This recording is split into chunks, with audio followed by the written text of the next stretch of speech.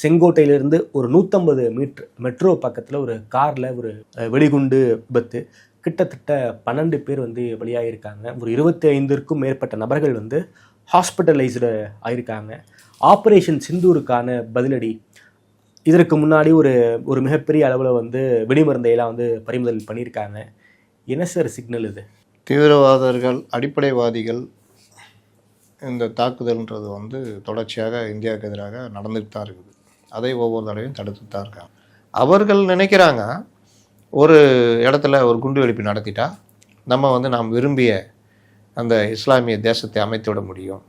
சில இடங்களில் கார் குண்டு வெடிப்போ சில தாக்குதல் நடத்திட்டால் நாம் நினைக்கிறத சாதிச்சிடலாம். இது எப்படின்னா ஒரு மனுஷனை கொல்லணும்னு சொல்லிட்டு குண்டு வச்சு குத்துற மாதிரி. இந்தியா போன்ற பெரிய நாடுகளில் ஒரு குண்டு வெடிப்பு நிகழ்த்துறது மூலிமா என்ன மாற்றத்தை கொண்டு வர முடியும்? இவர்களை சார்ந்தவர்கள் ஏதோ தெரியாமல் இவர்களுக்கு உதவியவர்கள் கூட இந்த மாதிரி சதியில் மாட்டிக்குவாங்க.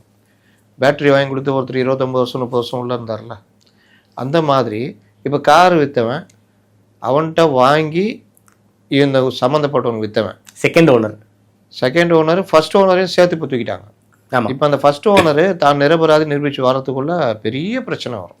இதுல நாம தான் இந்த மாதிரி சம்பவத்தை பொறுத்த வரைக்கும் பாதிக்கப்பட்டவர் தான் தான் குற்றவாளிகளை நிரூபிக்கணும். இதுல சொந்த பந்தங்கள் அவங்க எல்லாருமே பிஸ்னஸ்ஸு மற்ற எல்லாத்துலேயும் இவர்களுக்கு பெரிய பாதிப்பு. இவர்கள் என்னதான் நிரபராதின்னு வெளியே வந்தாலும் பார்வை வேற மாதிரி தான் இருக்கும். அப்போ இந்த மாதிரி விவகாரங்கள் நடக்குது. நம்முடைய உளவு அமைப்புகள் ரொம்ப ஸ்ட்ராங்காக இருக்கிறாங்க. இந்த விவகாரத்தில் நாம் பார்த்தது கடந்த ஒரு வார காலமாக ரொம்ப ஹை அலர்ட்டில் இருந்திருக்காங்க. கூடுதல் தகவல் நமக்கு வரல.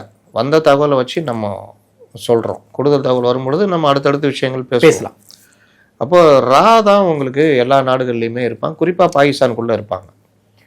இந்த தாக்குதலுக்கான பொறுப்பை எந்தவித அமைப்பும் இது வரைக்கும் பொறுப்பேற்றுக்கலன்னு நினைக்கிறேன். இருந்தாலும் லஷ்கர்-இ-தொய்பா அந்த மாடல், அந்த டெல்லியில் நடந்த குண்டு வெடிப்புகள்லாம் கார் குண்டு வெடிப்புகள் தான் பெரும்பாலும். லஷ்கர்-இ-தொய்பா இவர்கள் தான். ஜெய்ஷே முகமது லேட்டஸ்ட்டாக 2001 பிறகு அவங்க இதாகிறாங்க.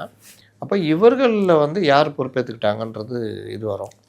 அப்போ இந்த மாதிரி குற்றச்செயல்களில் வந்து நீங்கள் இப்போ பாகிஸ்தான்லேயோ மற்ற நாடுகள்லையோ நம்மளுடைய இதெல்லாம் இது பண்ணும்பொழுது அவர்கள் கிடைச்சிற தகவலை வச்சு தான் இங்கே அலர்ட் பண்ணியிருக்காங்க. அந்த அலர்ட்டில் தான் உங்களுக்கு அந்த 3000 கிலோ காஷ்மீரில் பிடிப்பட்டது. ப்ளஸ்ஸு இங்கே ஹரியானாவில் 3 டாக்டர்கள் கைதானது, 345 கிலோ ஆர்டிஎக்ஸ் இதெல்லாம் பிடிச்சது.